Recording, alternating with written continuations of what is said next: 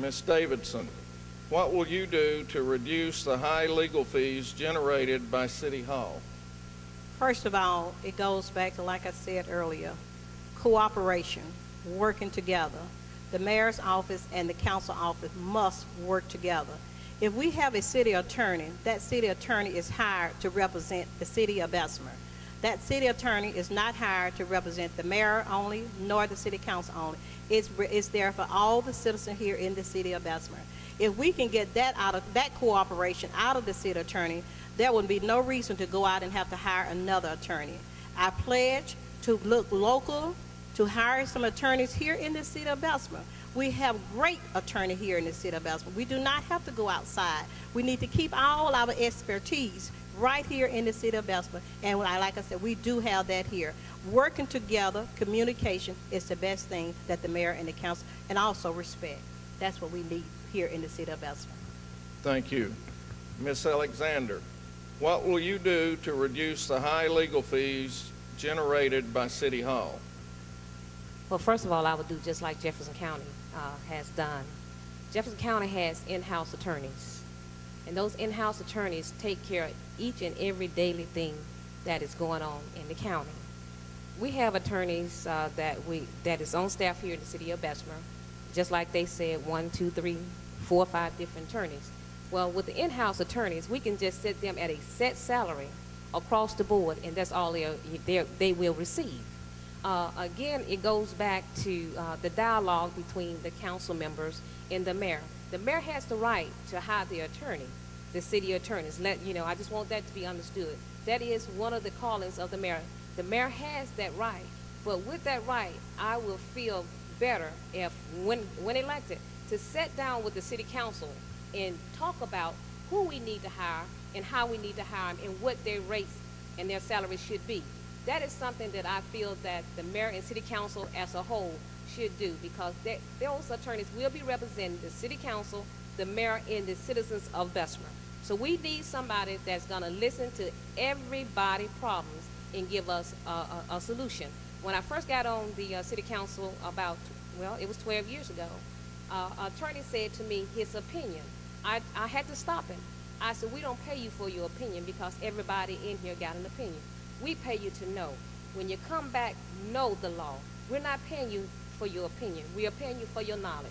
So again, I would have to sit down with the city council and all of us dialogue and come up with a salary to pay our attorneys in-house.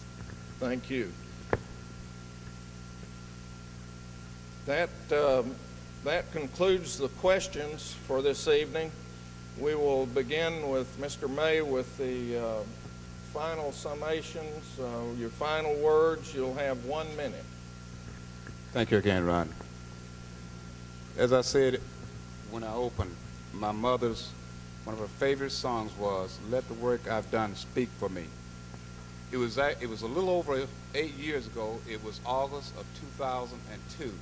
That was an article in the Birmingham News that basically provided that Bessemer, the city of Bessemer, had reached the point of no return, meaning that Bessemer had dropped down so far that it could not be revitalized, it could not be resurrected. Well, and I note in one of the chambers, some of the chambers' papers, articles over the years, particularly recently, and I know that a lot of people now refer to Bessemer as the hub of West Jefferson County. We have over 5,000 businesses in Bessemer. We have not had to lay any employees off. We have not had to furlough any employees. We have not had to take any of their holidays away from them. We are paving streets, something that many of you have not seen in your lifetime in the city of Bessemer. We have created jobs. We have a lifestyle now where a lady told me, I don't have to leave Bessemer anymore to get what I want. We have done that over the last nearly 8 years. And if re-elected, we will continue to do that and put Bessemer first and do what is right and best for the citizens of Bessemer. Thank you. Thank you. Mr. Gully.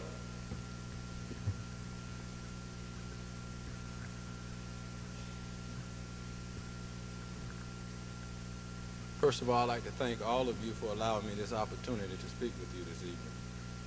I also like myself to say that what we need it's a city council and a mayor that works together. There is no way that we can move this city forward if we and so will not work together. Currently, it does not matter whose fault it is. It does not matter whether it's the mayor's fault. It does not matter whether it's the council's fault. We have a dysfunctional government, and we cannot move this city forward as it is. Second, we need to look at the true finances of this city. The true finances of this city, nobody knows. You know, we all know that Jesus Christ could have did it by himself, but he had 12 disciples. At this particular time, nobody knows what the true finances of this city looks like. I think it's unfair to the citizens. I think it's unfair to the business leaders that nobody knows what the finances of this city looks like. My third issue is this. It's the cleanliness of the city. We should not be able to tell where one city ends and the other one begins by its cleanliness. You know, that we can enforce ordinances. Your time is up. Thank you very much.